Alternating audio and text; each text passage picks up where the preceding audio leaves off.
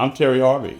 I'm the guy that found the ranch for Tito Jackson. Packed up all my bags, set to hit the road. After all these years, baby, you should know you are my life, and all of my heart is for you.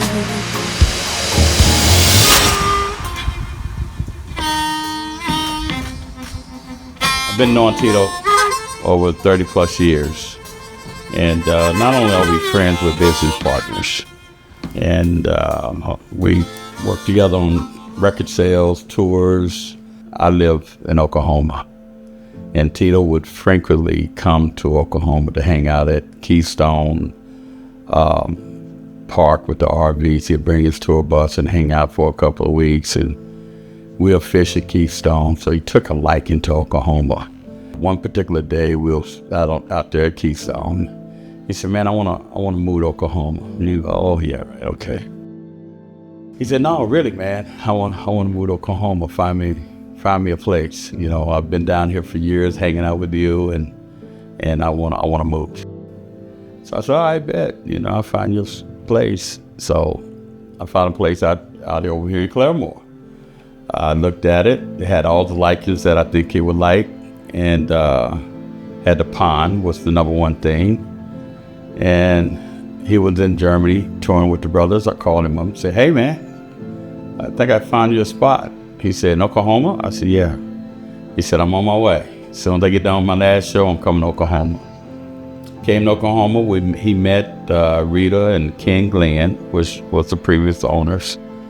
And he told them, well, I like it. I'm going to buy it.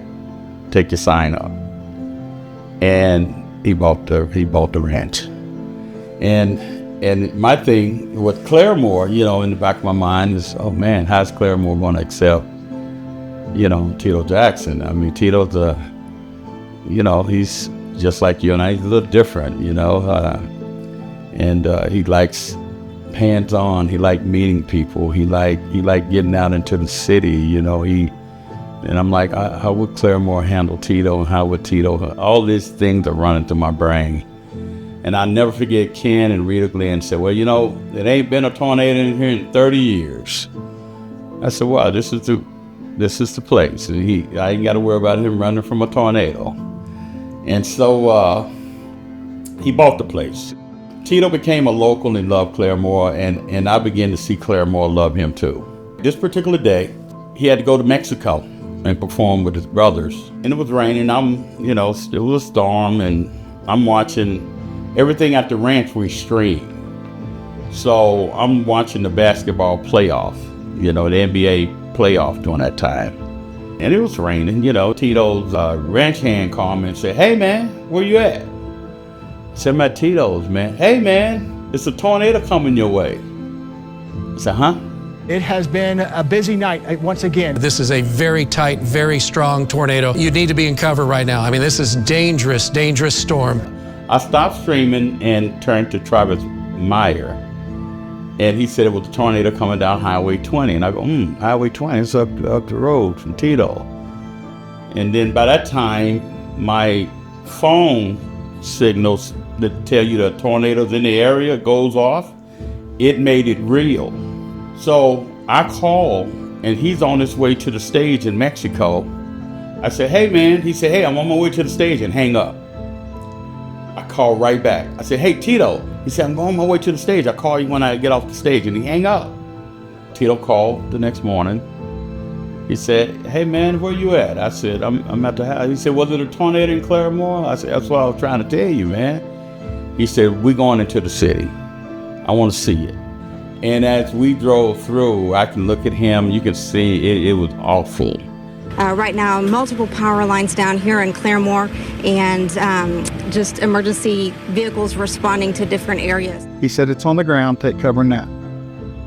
Everything in the world had stopped. I think we noticed that our home was just, she noticed it first, and she said, our home is gone. And I said, what? She said, our home is gone. And so I turned around and took a look. And sure enough, we didn't have a top on our house. Walls were caved in. Stuff laying everywhere. A lot of times homeowners have been sitting there They may have trees on their houses, trees on their vehicles, in their yard, and it's so overwhelming that they don't even know where to start. I've had people tell me we've sat here for 2 or 3 days and just didn't know where to start.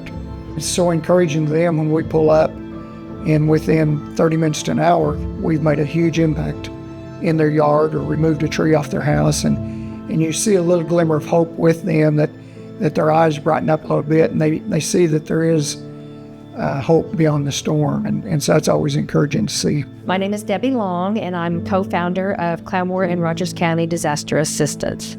We walked the neighborhoods that were affected and asked people if they would like to apply for help with us. We could not guarantee anything, but we were going to do what we could do. We had over 600 applications or needs that were given to us. So we started raising money, and we raised over $100,000. And when it was all said and done, months later to date, I think between financial donations, physical donations, and volunteer hours, we have helped over, I think it's over $500,000. It's a little over $500,000 that we've given back to help in the tornado victims. You lose your house, you don't think about that. Or even if you don't lose your house, but you can't live in it yet. If you know Tito like helping. He'll give you the shirt off his back. It don't matter. He's that kind of dude. I mean, it hit him hard, and he wanted to help people with money or whatever he can do. And he said, well, Terry, these people need help, and I want to help them, and we got to help them. We go back to the ranch, and he said, this is what we're going to do. His thinking is was this. I could do a concert, call some of my friends, let them come out, have it for free, raise money on the liquids, and donate it back into the city to the people that need help. Great idea. Wrong place. So Rita Glenn knew Steve. So Steve turned us on to John. And Tito had a conversation with John, me, Tito, Howard, and Brad, and this is how Tunes and Spoons was developed. And Tunes and Spoons is developed to raise money and to help the people in Claremore and tornado victims. And do it in a way where not only will it help the tornado victims, but it will help the community in the city, because they're going to have to get gas, they're going to have to eat at the restaurants, they're going to have to be active through the city. And that's what he was into. So by Brad White being the authors, Rob and Brad being the authors of Rocklahoma, which is one of the biggest festivals, he housed these guys. He got Howard Pollack, and he brought these mass of people together, which we're together now, and to take this big boulder of rock and start moving it. Yeah. And Tito had hands-on with Tunes and Spoons up until he died. He loved this city loved him. And so I took it upon myself to say, all right, he's passed away, but his legacy will live on, because this is what he wanted to do. And here we are, Tunes and Spoons. Every donation you make, you're making it for the city and yourself, because you never know when you may need it. And that's the key thing. You never know when you may need it. A helping hand from Tunes and Spoons. And this is what this is designed for. For the next 5 years, you will see this in the city of Claremore. It's not over. We don't have to wait for support. We are the support. You are the support. You are the support.